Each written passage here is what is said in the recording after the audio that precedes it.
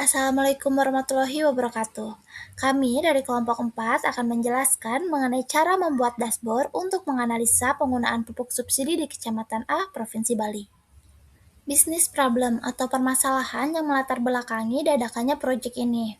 Jadi di Kecamatan A Provinsi Bali terdapat dua jenis pupuk utama yang menjadi fokus.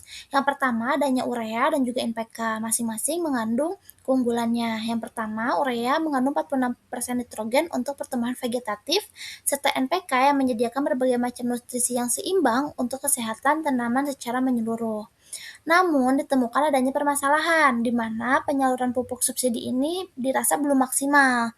Beberapa alasan utamanya, yang pertama adanya petani memilih untuk mempertahankan metode lahan organik. Kedua, adanya proses perbaikan irigasi yang menghambat aktivitas tanam. Yang ketiga, kurangnya luas lahan pertanian yang sesuai dengan standar dosis pemakaian pupuk yang sesuai dengan regulasi dari pemerintah. Selanjutnya adalah data overview. Sumber data yang kami gunakan adalah data primer penyerapan pupuk bersubsidi dengan format Excel yang diimport ke spreadsheet.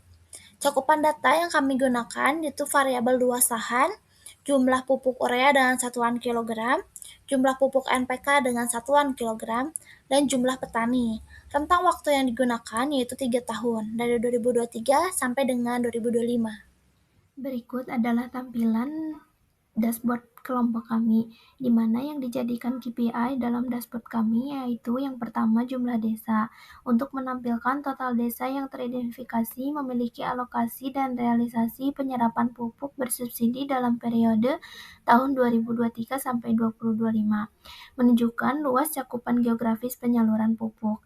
Yang kedua, nama kelompok tani. Untuk menyatakan jumlah kelompok tani yang terdaftar dan aktif di desa tersebut. Semakin banyak poktan, semakin besar potensi partisipasi petani dalam program penyerapan pupuk bersubsidi.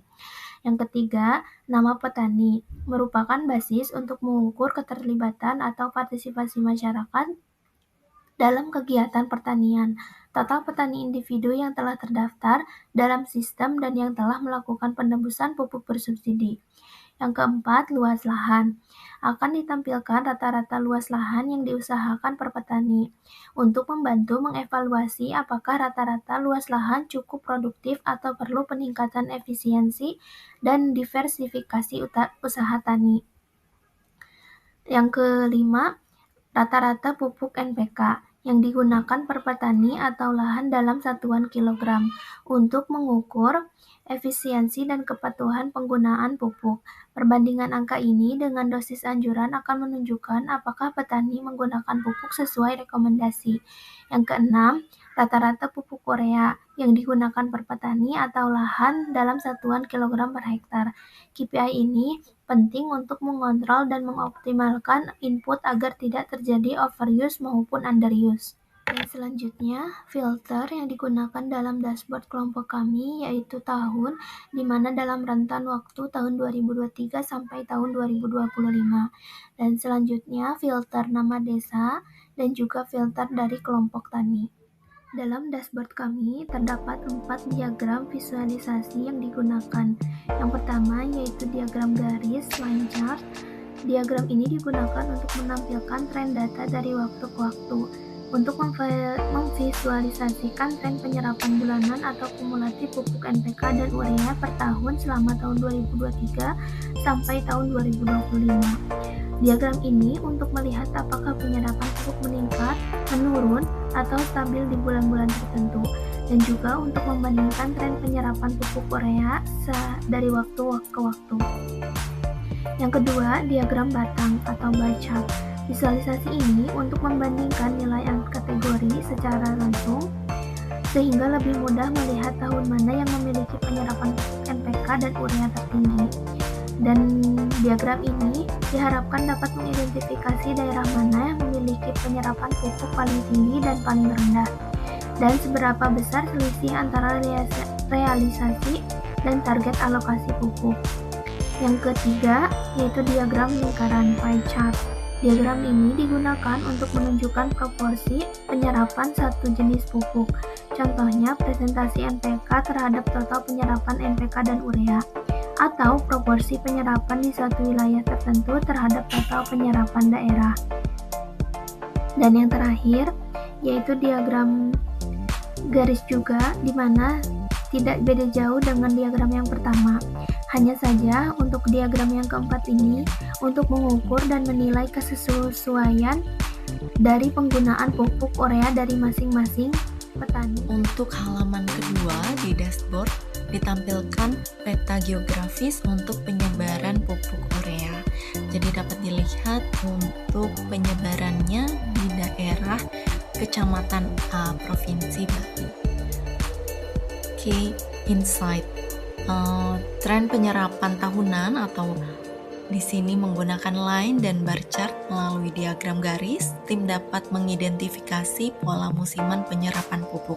Insight ini memungkinkan pemerintah daerah memprediksi potensi kekurangan stok di masa depan dengan melihat kinerja year on year. Efektivitas alokasi versus realisasi atau scatter plot. Dengan menggunakan scatter plot, tim menilai apakah wilayah dengan alokasi tinggi selalu memiliki penyerapan tinggi. Yang ketiga ada analisis spasial dan proporsi atau geomap dan pie chart. Peta geografis menunjukkan penyebaran hotspot penyerapan. Wilayah dengan warna gradasi lemah menunjukkan area yang memerlukan perhatian khusus karena minimnya penggunaan pupuk bersubsidi. Kepatuhan dosis atau scorecard, output scorecard menunjukkan rata-rata penggunaan pupuk per hektar. Rekomendasi aksi sosialisasi pemupukan berimbang yaitu mengadakan pertemuan kelompok tani untuk menjelaskan manfaat pupuk NPK dan urea secara teknis. Kemudian yang kedua, optimalisasi penyaluran, yaitu menggunakan data dashboard untuk mendistribusikan stok dari wilayah dengan serapan rendah ke wilayah hotspot yang membutuhkan lebih banyak stok. Dan yang ketiga, ada program integrasi organik, memberikan dukungan bagi petani yang ingin tetap organik dengan menyalurkan pupuk organik. Sekian presentasi dari kelompok kami, kurang lebihnya mohon maaf. Terima kasih. Wassalamualaikum warahmatullahi wabarakatuh.